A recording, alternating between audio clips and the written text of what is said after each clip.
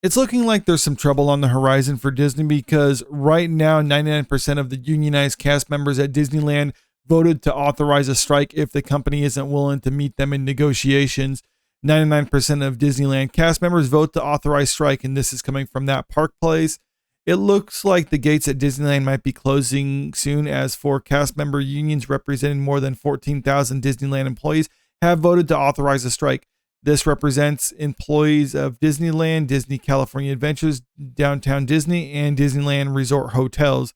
So pretty much all the Disney parks in California. And this is just specifically a California thing. This has nothing to do with the parks in Florida, but still, if they can actually vote to unionize and then strike and get better wages, then it might be a trickle down effect into some of the other parks. But I'm not necessarily thinking that's a guaranteed thing. Right now, it's mostly just isolated to the California parks.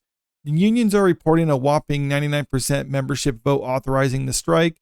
This overwhelming decision could bring the happiest place on earth to a screeching halt. And this is obviously pretty bad news for Disney because out of all the ventures that Disney is involved with, their experienced businesses, and I'm talking their parks, cruise lines, etc., account for roughly 1/3 of their income. Now, even though this is just one park out of many that Disney owns, it's still could be pretty bad if they did get shut down for a period of time. We have this report from CNBC back in February 2021 talking about the effects of the shutdowns on how much it actually lost the company. Disney said COVID-related costs shaved $2.6 billion from parks operating income in the latest quarter. And it says right here, Walt Disney World in Florida and Shanghai Disney Resort were open for all of the first quarter, while Disneyland and all of the Disney cruise businesses was suspended. So this $2.6 billion in lost revenue is because of Disneyland as well as their Disney cruise lines getting shut down, and it was for an entire quarter. Now, if there was a strike to go on at Disneyland, I don't think it would be going on for an entire quarter.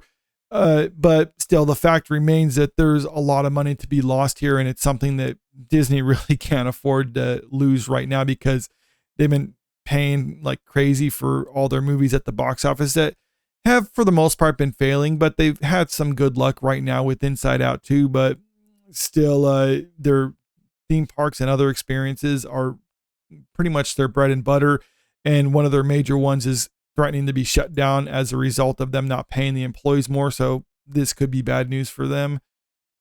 News of the historic vote comes just 2 days removed from a massive demonstration outside the gates of Disneyland where more than 1,000 cast members and their supporters protested what they described as the Disney company's unfair labor practices.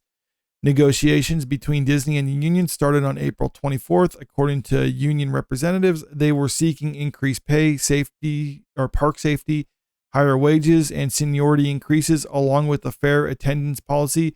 The negotiations have not gone well, with union reps accusing Disney of some underhanded tactics. Yeah, I would say negotiations haven't gone well if they started back in April, and right now they voted to authorize a strike, which means things are not going good. So the unions are trying to ramp up their pressure on Disney and hoping that they would cave in first. Disney has resorted to unlawful tactics instead of treating the bargaining process with the respect and seriousness it deserves. The Disney Workers Raising Bargaining Committee said in a statement, "We make Disneyland the place for family vacations, birthdays, celebrations, and the magic you find across the resort." It also added, "Instead of rewarding our hard work and dedication, Disney is intimidating, surveilling, and unlawfully disciplining members, harming our negotiations and our ability to get the contract we deserve." So that's probably why they voted to authorize this strike now, to ramp up pressure on Disney because they're trying to negotiate for higher wages and Disney is retaliating against these employees, which, if that's the case, I am curious if they're going to be facing some lawsuits in the future as a result of this, or if those will go away if Disney does authorize increased pay and other things like that. Just kind of use that as part of your bargaining chip. Like we won't sue you if you do this. That's a distinct possibility here if that is in fact true, and they do have records and documents to prove that Disney is retaliating against some of their employees. The Disney Workers Raising Bargaining Committee also noted that Disneyland cast members face economic hardships, noting that 64% of Disneyland employees pay half their monthly wages on rent.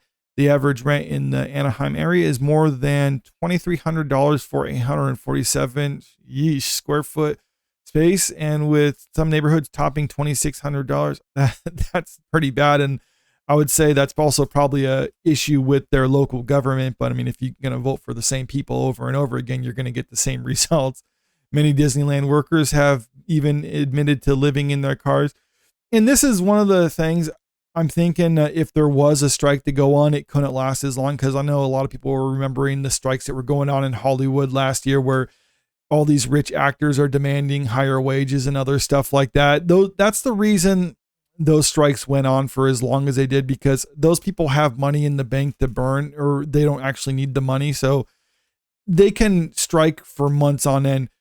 Workers making little wages like this, they can't strike for very long, maybe like a month or two at most, but most people are living paycheck to paycheck, especially with what they're saying they're having to pay as a result of how expensive things are down in Anaheim. So I can't see the workers being able to strike very long. And the thing is, Disney knows that. So they could just kind of look at it as a factor, like, okay, we'll lose so much more money every quarter on how increasing the wages for these employees.